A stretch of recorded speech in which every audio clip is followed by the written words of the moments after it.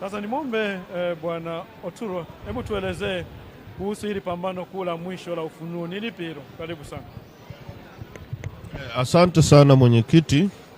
Tunaona katika Ufunuo pambano la mwisho. Kwanza pambano ilianza juu mbinguni. Na hili pambano kilele chake itaisha nyakati hizi tunazozielekea. Ndio jaribu tunalolielekea ambao tunaenda kuiface.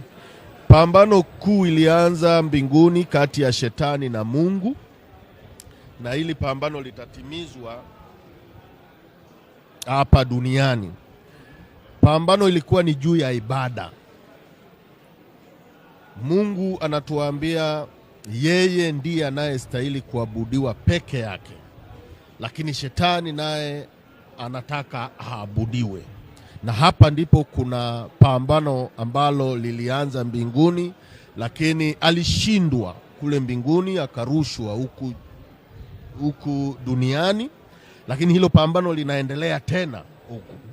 Lakini katika hili tumetiwa maneno ya faraja ambayo yanatufariji kwamba tutateswa, tutapita katika mateso makali, lakini katika mateso hayo tukumbuke pia kwamba Yesu alipita katika mateso hayo.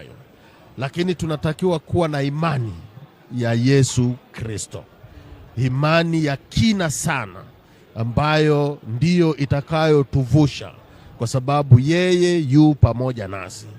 Neno lake ndiyo kweli, na tudumu katika neno lake.